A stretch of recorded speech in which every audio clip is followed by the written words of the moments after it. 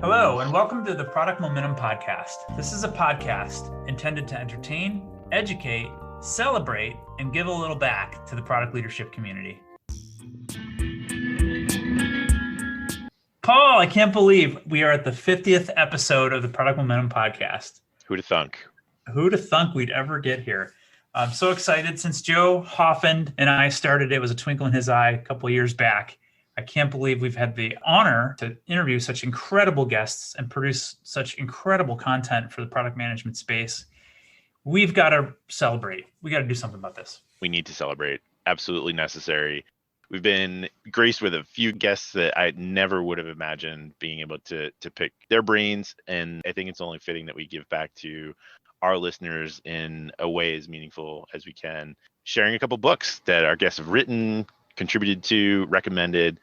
So we've got 2 stacks of 10 books each to give away to 2 folks listening right now. 10 product leadership books. So go over to giveaway.itx.com/50. It's giveaway.itx.com/50, the number 50. It only takes a couple minutes to fill out the form, and we're going to choose 2 folks to win 10 books each. From Sean and I, thank you to everyone. We couldn't have done this without you. We appreciate you being part of our journey. Let's get after it. Hey, Sean, how you doing today? Doing great, Paul. I'm on cloud 9 after that interview. I am too. I have a question for you. What if I told you that laziness was an attribute that we need to start hiring for? Yeah, his definition of lazy product leadership is authentic, insightful, and useful. I think so too. I think we should change the definition. At so many points today, I think we found unconventional bits of wisdom that are really just common sense that isn't so common. I would agree. And if product's not fun, you're not doing it right. Let's get after it. Let's get after it. Well, hello and welcome to the podcast. We are excited today to be joined by Christian Idiodi. Christian has been a product leader for over 15 years, building teams and developing enterprise and consumer products that have shaped companies such as Career Builder, Merrill Corporation, as well as clients such as PayPal, Etsy, Starbucks, Dell, and Macy's. Christian is passionate about helping companies implement the discipline of product management to build world-class products and new technologies. Christian, welcome to the show. So happy you're here. Thank you, Paul and Sean. I'm glad to be here. Excellent. So I want to get right into it. You've been leading not just product managers, but product management as a practice pretty much since day one, since it kind of became known as this modern concept. What are some of the risks that product managers face? What are some of the things that we're looking at today as obstacles to overcome and challenges that we need to take head on? Well, look, I often joke with teams that if your product work is not hard, you're not doing it right. I see product management today as such a fascinating career path. No modern product manager probably has a degree in product management. It's a continuously and evolving field with variances by industry, by business type, by geo, by market, or even the solution you're working on. I think I saw a study recently that about 70% of product managers are self-taught. It sounds cool at first, but then you start to think would I go to a self-taught doctor or a self-taught dentist? The scarier dynamic is that managers back off of training, coaching, and equipping product managers, I think for 2 reasons. One, when companies move to agile, they believe they need less management and oversight, as the teams are meant to be self-organizing and empowered and semi-autonomous in some ways. And 2, there's this sense that the people in the role of product or product manager, these are smart, creative, driven, intelligent people. They are meant to be self-starters and independent, all of the things. Everybody wants rock stars as product managers. And so since they are rock stars, we don't need to manage them or coach them. This is scary because if you think about it, find me the best athlete at any sport or any game in the world, and I'll point you to a coaching presence that was or is active in their life. Matty Kagan will argue, look, great products are built by great product teams, and great product teams are made up of ordinary people. Coaching is what turns these ordinary people into extraordinary teams. And I think this is probably the biggest risk facing the product discipline today. That's really interesting. So the concept of extraordinary teams sort of belies the notion that extraordinary individuals have to stand out or That's right. get this hero complex going. It's really building an environment that's safe for people to be vulnerable, to have creative ideas, to fail and learn. But it's ordinary people making up these extraordinary teams. That's really powerful because I think it does fly in the face of a lot of conventional wisdom going around today. Yeah. Look, fortunately, the best product managers in the world have learned from great product leaders, period. And the sadder part of it is that many product leaders have not experienced good coaching themselves and don't even know what good looks like to pass on.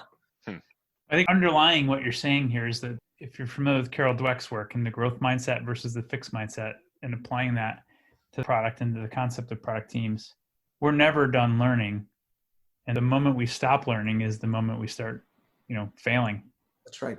So, any product leader that even thinks they don't need to be looking to the outside, especially in this space, in this career field, if you're not constantly looking to the outside for better ways and better things to do to adapt your product or your teams, you're in trouble. That's right.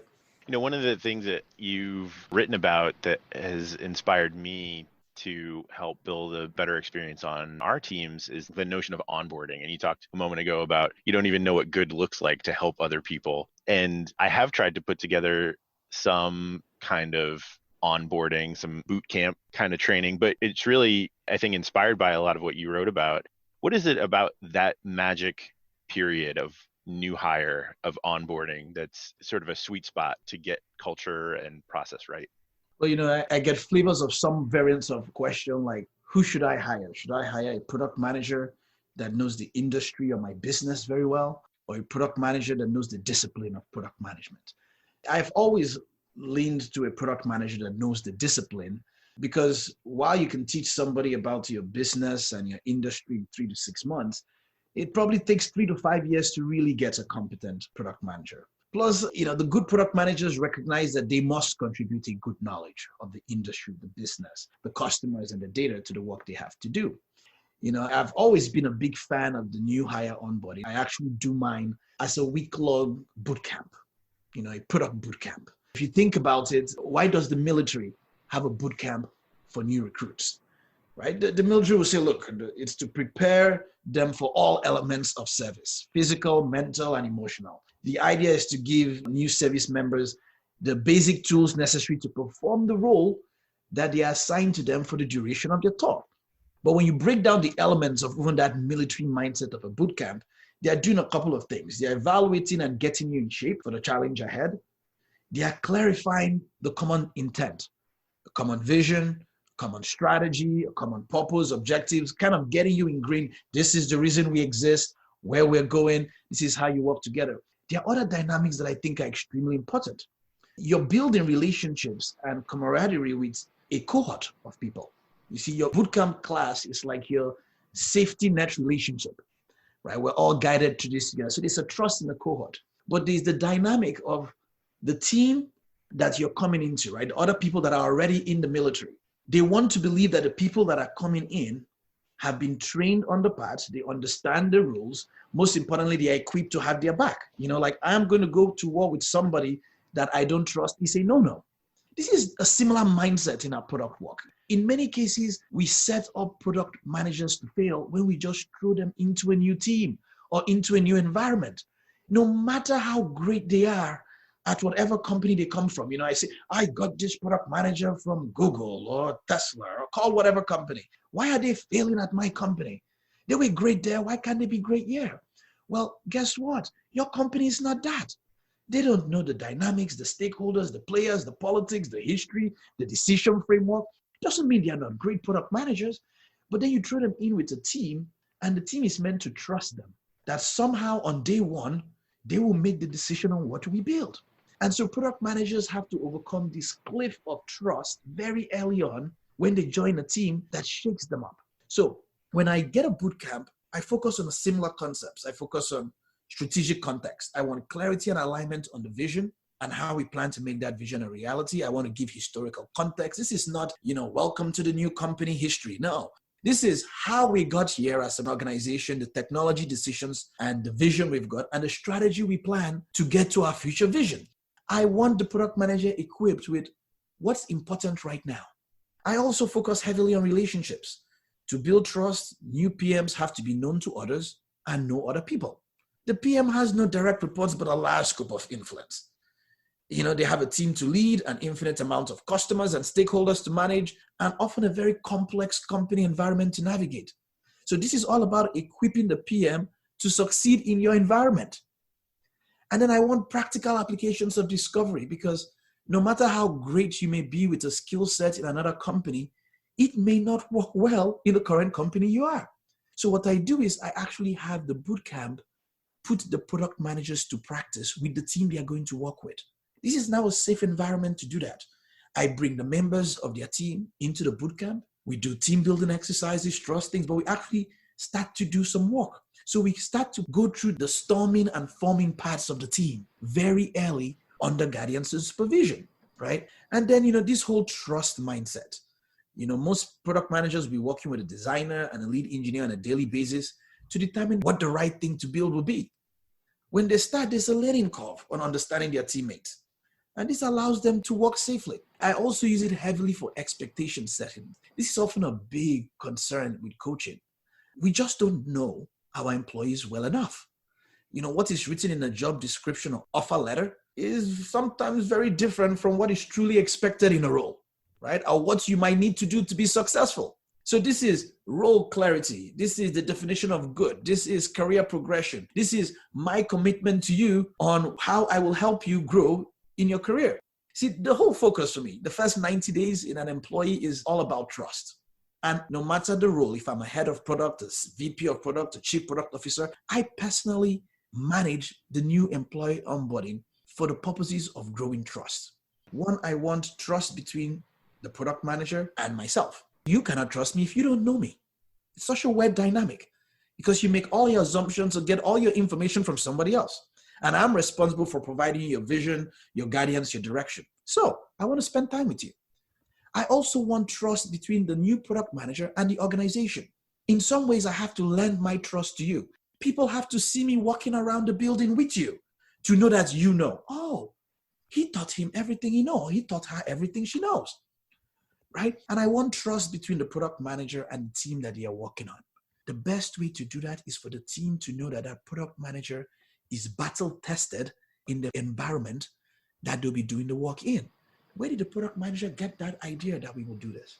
How did the product manager learn about our business, a customer? The bootcamp allows them to, I saw them spend time with sales and marketing. He spent time with our executives. I saw them in meetings. I saw them go out and meet with 20 customers. When the product manager starts the first day with the team, they don't come in with stories of things they've done in the past. They come in with real customer insight and data of the business they're in, gaining the credibility of the team in that way. So, I take it very seriously. I always think in my head, it is my responsibility to ensure that every product manager understand context, is safe in the environment, has the trust necessary. They joke about the level of influence we know a product manager has. How in the world do they get that influence, right? And this is about setting them up to be successful in the job. So I totally love it. I think everybody should make it theirs in their environment. Once you realize the difference between getting a product manager to competency can go from 6 months to 90 days or 1 year or 2 years to 90 days just by this concentrated effort early on their journey.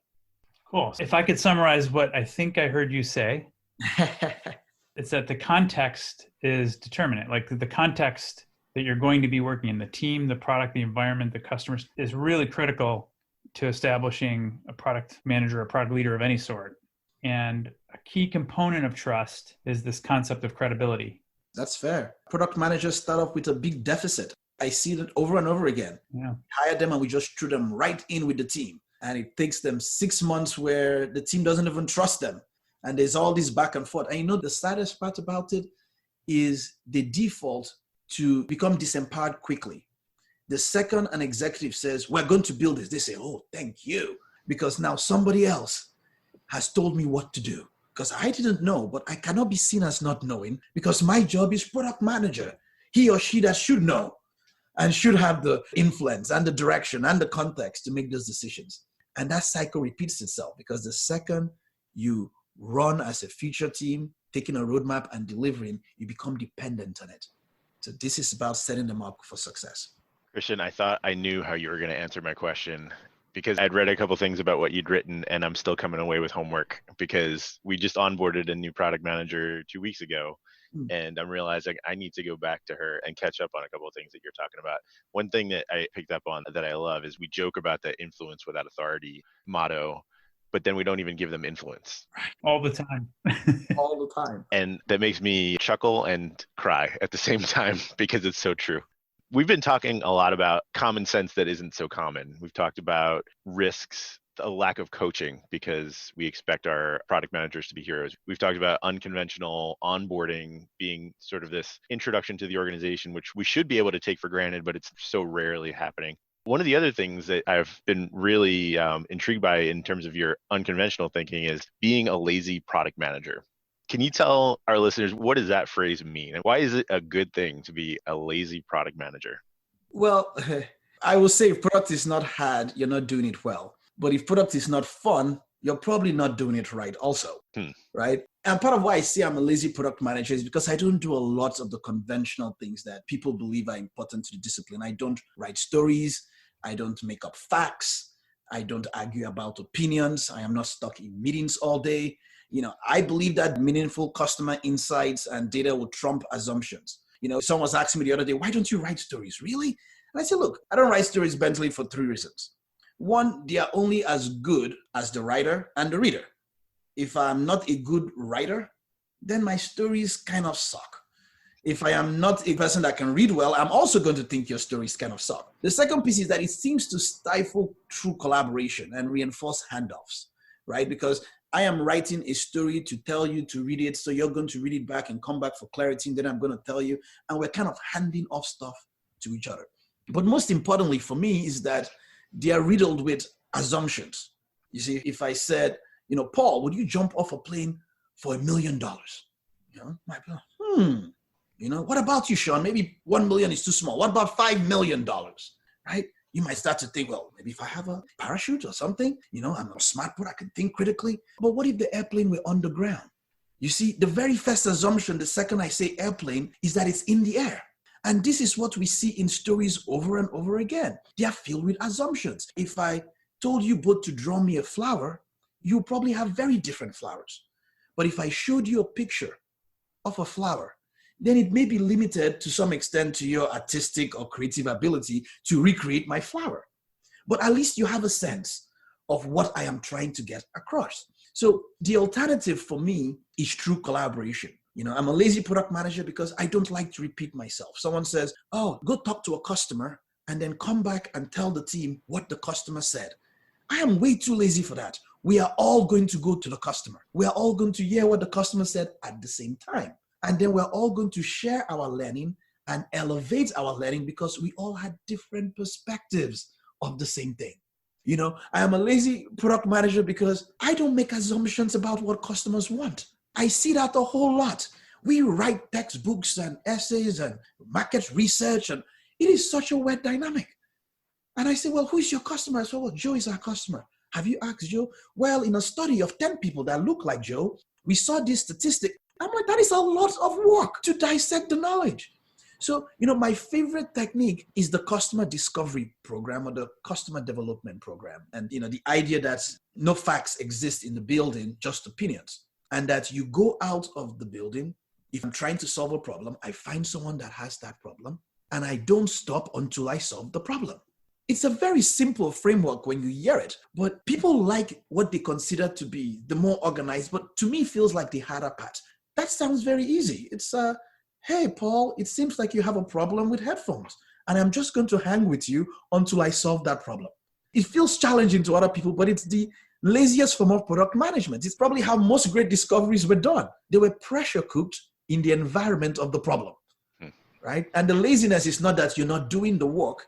It's more or less you are taking out the false assumptions. When we do roadmaps, they are filled with the abstraction. The abstraction, that's right.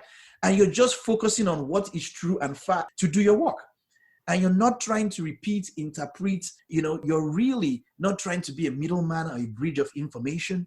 Like I'm all about, bringing people together, collaborating around a problem. This is kind of the job, right? It's not me saying, I know it all and I'm going to tell you. It's not me, overly thinking about what things should mean. No, that's too much work. Why not just get evidence, validated learning that this is what people want? I used to have a principle, don't guess, just test, right?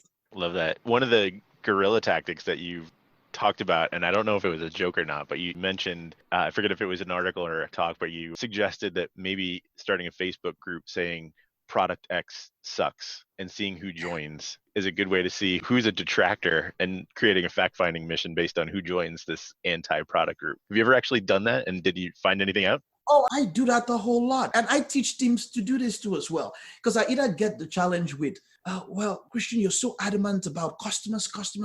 You want us to talk to customers, learn from customers, identify customer problems, discover. You have customers in everything. Where in the world do we find these customers? Right? People always like, we're going to saturate all of our customers. They are so hard to find.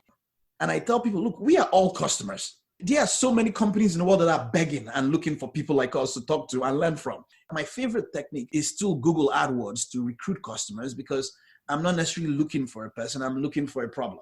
And you can buy any keyword in the world. If I am in banking, I can buy a banking keyword. People, I hate my bank. And if you come over and I find you, I know your problem already. I don't have to ask you, so do you hate your bank? You literally typed in Google, I hate my bank. Right? So, whatever problem you're trying to solve, you can buy all kinds of phrases or keywords. But I've started to love social media and Facebook and Reddit groups because I just see how comfortable people get on social media. Boy, they can talk and they can write. They will type up a whole storm and then comment and comment. And look, I may not use it personally as much, but it is excellent for recruiting customers. Pick any product in the world that you're working on. Go onto Facebook, type in that product name sucks. If the group does not exist, create one. Ask some of your friends to join. Talk about the degrees of connection. I promise you, in like a month or two, you will get people joining this group. And, you'll uncover people that not just feel that way about it, but are willing to share. Not only are they a good place to find detractors, they can often become your biggest advocates when you fix their problem too. They become very loud. Now, don't feel like it only has to be your product sucks. You can also create a fan group for yourself. Just go on all of these forums and search. There are many communities where your customers hang out or get together. Participate in those naturally and organically. Someone was like, do I have to hide my identity? You don't. They actually love it. I was teaching a team the other day and he did it in real time in the session. And he was showing me, the moderator said, this person that works here wants to join. Should we let him in? And everybody was like, yeah, let us tell him our mind. He's the product manager. And, he was telling me a message. This is my best customer recruiting group. They are eager to test things and try things. They are very active. And he has just an arsenal of thousands of customers at his disposal to get validated learning and facts back to his team, right?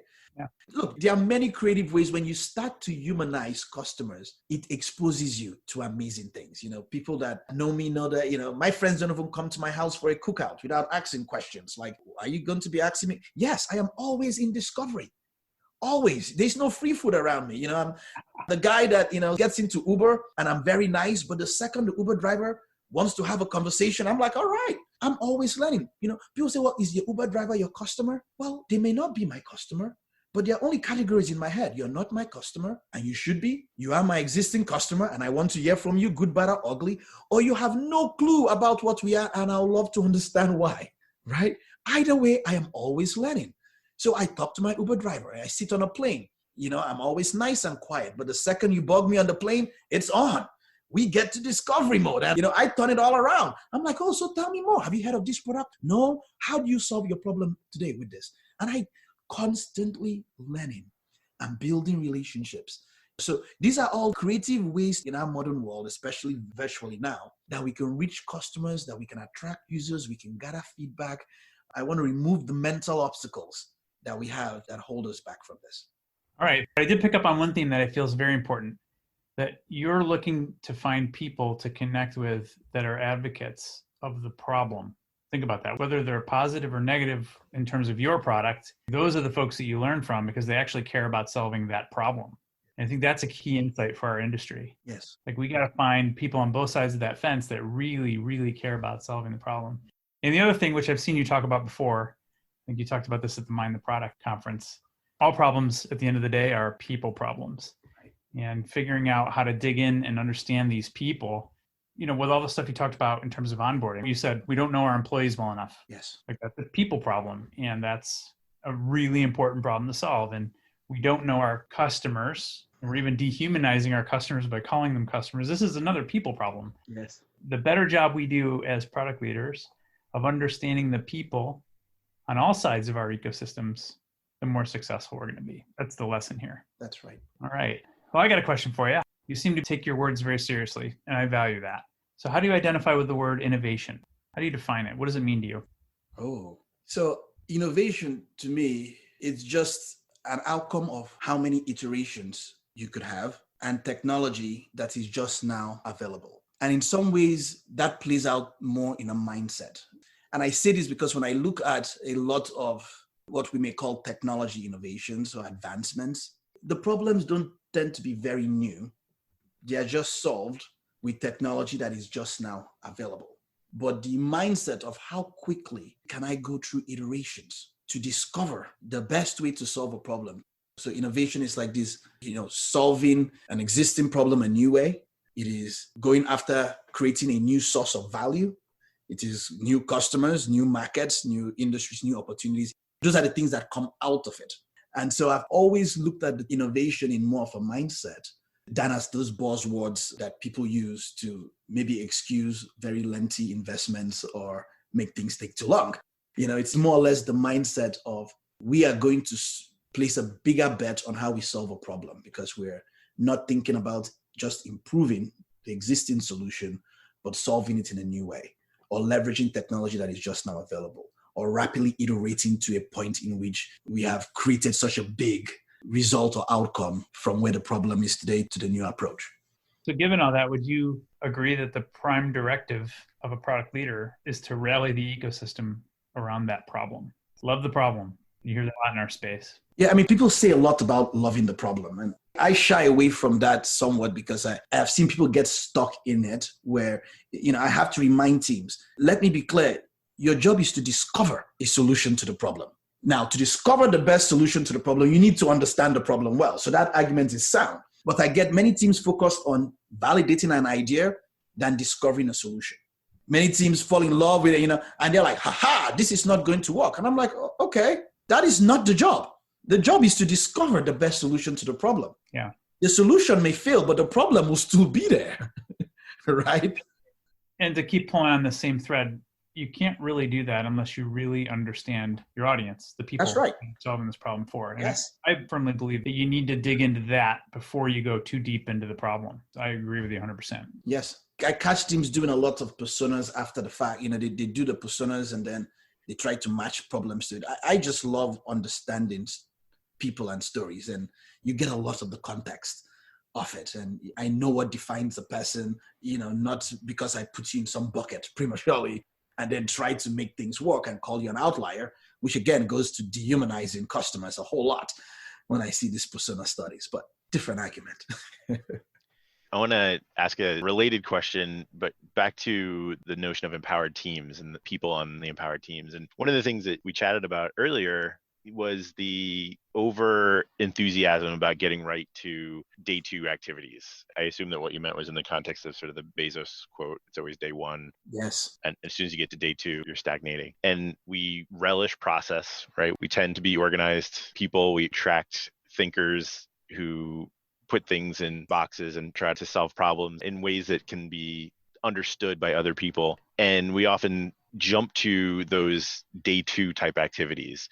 What are some ways that we can challenge ourselves to stay in day one and be comfortable just getting the basics right, getting better at our ground game?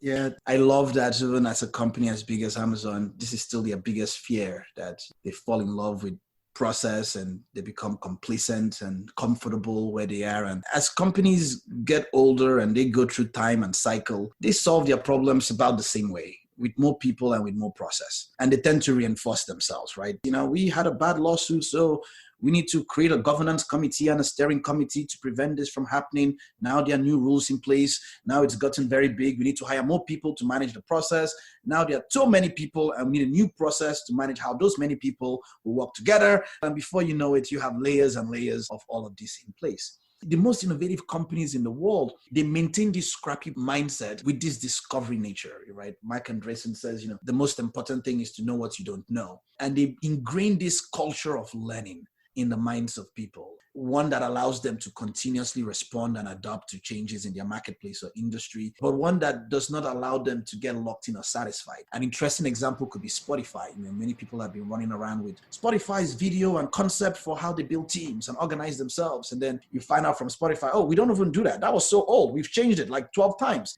At every point in time, that is just a snapshot of where we are. You could look at the alternative. If they were locked in a process around that and the mindset was not learning, they would have evolved that whole methodology to, now this is Spotify for scale. This is now Spotify version 3.0, right? And I see this a whole lot with many processes, right? It's an unfortunate reality. The idea of is like, at this point in time, this is the best from all of our learning that allows us to maximize our ability to respond to changes in our marketplace. Tomorrow it could be different. We're going to learn and evolve a new way. This is one of my pet peeves this day with like SAFe or scaled agile framework. My goodness. Look, it's an executive framework for waterfall. I know this is not your question, but it drives me crazy because I get many teams and they tell me, but you don't understand. We are very big and we are very complex. We have all these layers. We need a good framework to manage all of this. And then we break it down. I said, okay, so what is this? This is scaled agile. Oh, so you're doing agile at scale. So are you agile? He said, well, we're not really. We're trying to. Some parts are not agile. Some parts are. We're evolved. You hear all these kinds of stories. You are going to scale whatever bad behavior you have. It is just that simple. I have met organizations where people are very good at writing business cases to get funding. They are not very good at solving problems, but they are good at getting funding because they have scaled a great way of ensuring that the most important thing here is to get your business plan approved. So in some ways, when I say all problems are people problems, it's a leadership problem because leaders are responsible for context and culture. And you have to create a culture that says we are not going to be stagnant and satisfied, right? What works today, we're going to continuously learn, continuously improve, continuously challenge our culture of learning to ensure that we're adopting new methodologies and techniques that may or may not work for us. The last thing I wanted to hear your thoughts on before we get to wrapping up our time together today is one last question on wording. You've talked about MVPs, and this is one of those product terms that's thrown around. Everybody assumes that we're all talking about the same thing, but often we have very different models of what an MVP is. Yeah. And one quote that stuck out to me is, if it takes more than 2 sprints, it's a half-baked product, not an MVP. Yeah. And that flies in the face of a lot of what I see in MVPs today. Right. What is an MVP to you? How is it a useful tool? Is it still useful?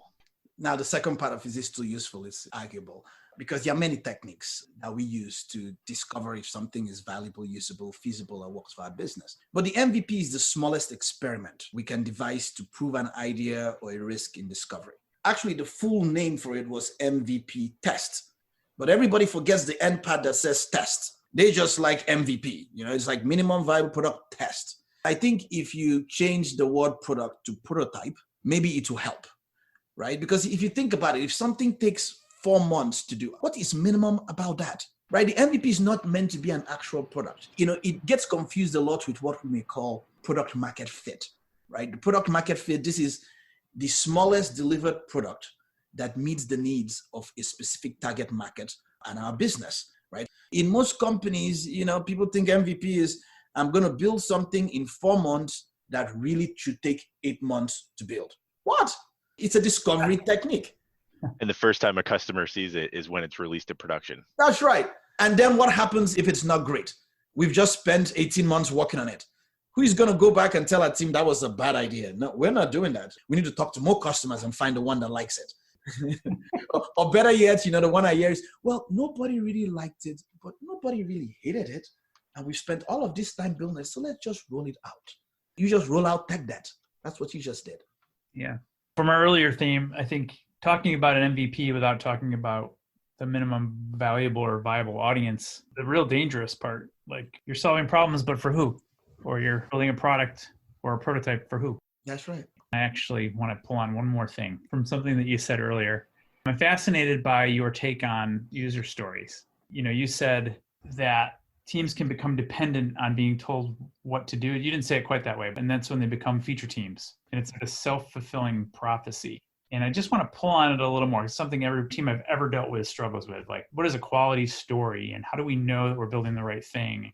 Yeah. Obviously, there's also a leadership problem there when you don't empower your team. You give teams a roadmap to just build and deliver. And please, let people not run around and say, I don't write stories anymore. This guy said not to write stories. You have to have a good alternative in your environment.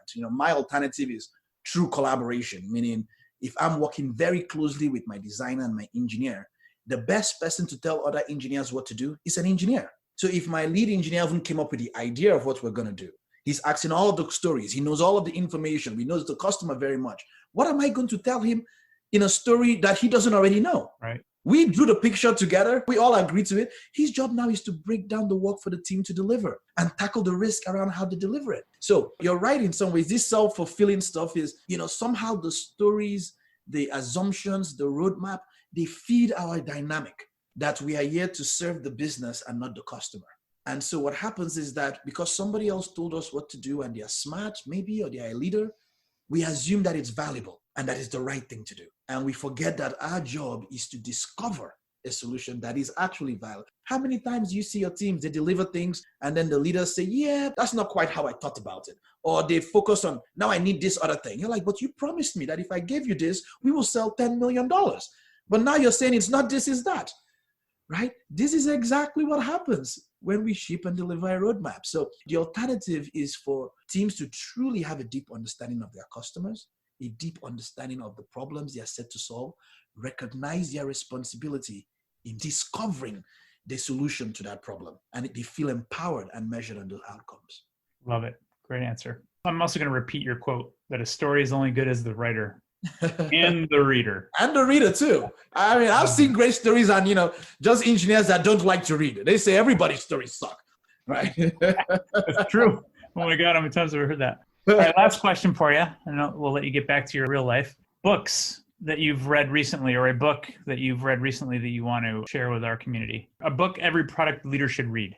Let me see all my stack of most recent books. Oh, he's going to the bookshelf. I always have them out here. So recently, we're coming out with a book in December, Empowered. Great. Which is focused on product leadership. It has my favorite topics in there. We focus a lot on coaching, right? So, I talk about even onboarding teams in that book too as well, and strategy, vision, how you do context. So heavily recommend that for product leaders. I love Ben's new book, What You Do Is Who You Are, really around culture. I think that's great. If you haven't read The Hard Thing About Hard Things, that's also a great recommendation too as well. So some of my favorite books for product teams. Books aside and all of those things aside, the practice of good product management, I have not found anything better than finding a really good product leader and having them coach you. Can't think of a better way to sum it up. I have enjoyed every minute. Thank you for spending time with us today, Christian. It's really been a joy to get to know you a little bit and to learn from the source. It's been my pleasure. Thank you for having me, Paul and Sean. Absolutely. Well, that's it for today. In line with our goals of transparency and listening, we really want to hear from you. Sean and I are committed to reading every piece of feedback that we get, so please leave a comment or a rating wherever you're listening to this podcast.